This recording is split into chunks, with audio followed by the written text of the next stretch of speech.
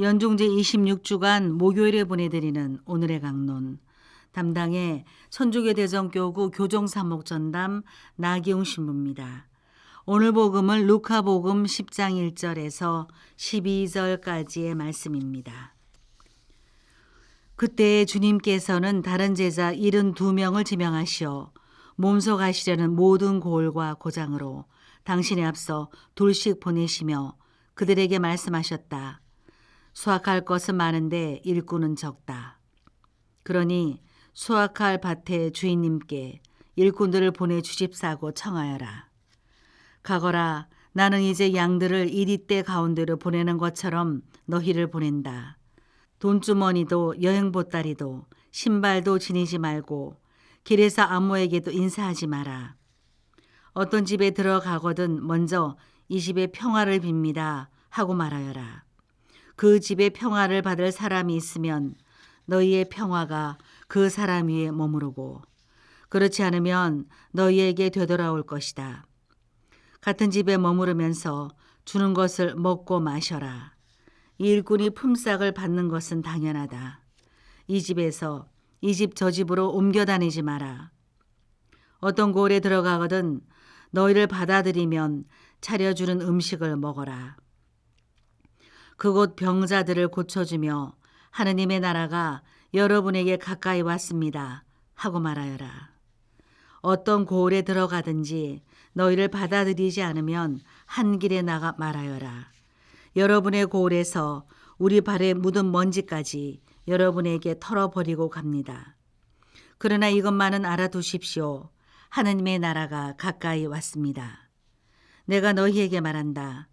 그날에는 소돔이 그 고을보다 견디기 쉬울 것이다.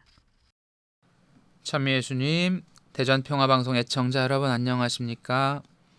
오늘 복음에서 예수님께서는 다른 제자 72명을 뽑아 파견하시며 세부 지침을 말씀해 주십니다.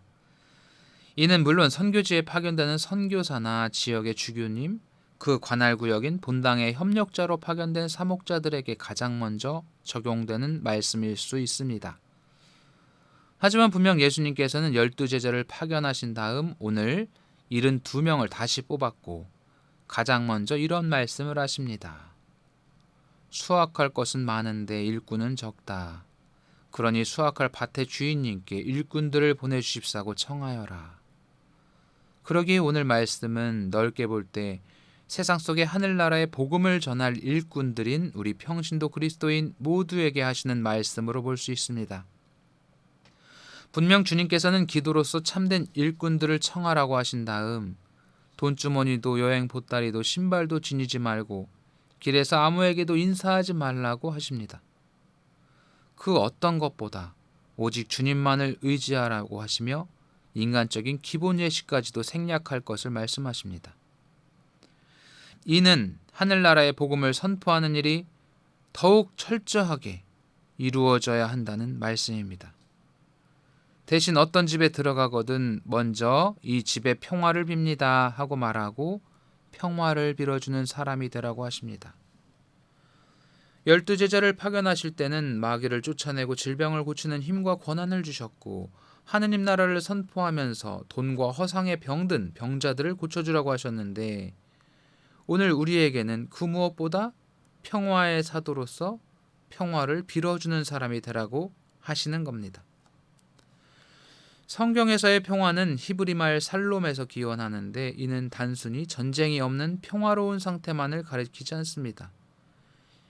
이것은 여러 가지 좋은 가치를 지닌 선물들을 뜻합니다. 즉 평화는 안녕, 행복, 건강, 번영, 구원, 질서, 하느님과 사람 사이의 일치, 충만한 삶 등을 나타낸다고 할 수 있습니다.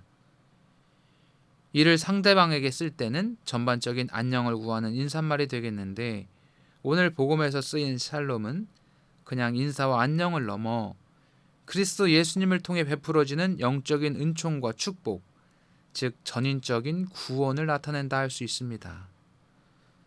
그러기에 복음적으로 평화를 빌어주는 것은 안녕, 너와 너의 가정을 구원해 주실 우리 메시아 구원자이신 예수님을 받아들여 주님을 모시고 참된 평화를 누리거라 하고 인사하는 말과 비슷할 거라고 생각이 듭니다.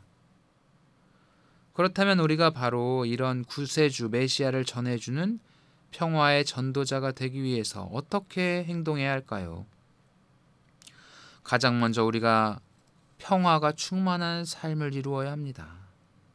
그래야만 다른 사람들에게 우리 삶에서 우러나오는 평화를 전해줄 수 있기 때문입니다. 이 평화는 진정 나에게 생명을 주시고 인생을 주관하시는 자비로우신 하느님 아버지와 올바른 길로 인도하시는 구세주 예수님을 믿는 믿음 안에서 성령과 함께 살아가는 이들에게 맺혀지는 열매입니다.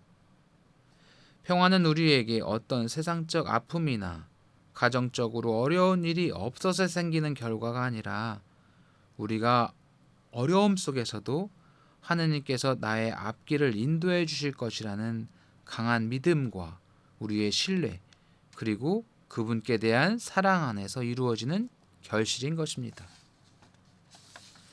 저는 담장 안에 갇혀있는 형제 자매들에게 평화를 전해주러 다니고 있습니다. 그들 대부분은 죄의 무게와 가족에 대한 미안한 마음에 어둡고 어려운 생활을 합니다. 또한 출소가 가까워지면 굉장히 불안해하곤 합니다.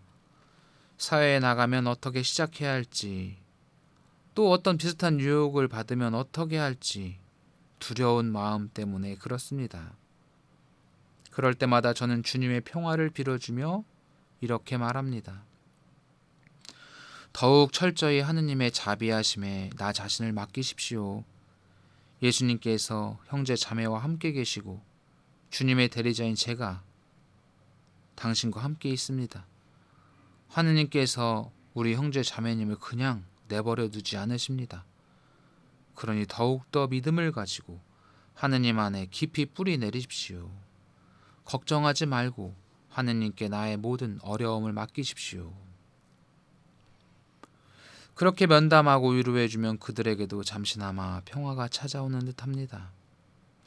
분명 지금은 참으로 불안하고 혼란한 세상입니다.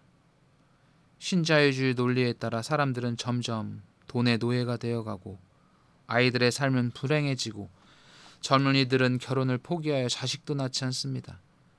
정신적인 문제가 만연하여 사회적 불만이 높아지고 묻지마 범죄가 빈번해지고 있습니다. 지구도 정말 많이 아픈지 이상 기후로 초유의 사태가 자주 일어나고 있습니다.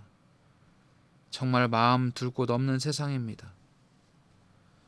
그러니 우리는 어떻게 해야 할까요?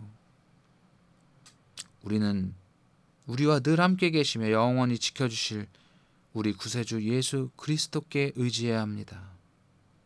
그럴 때 우리 안에 참 평화가 자리 잡을 수 있기 때문입니다.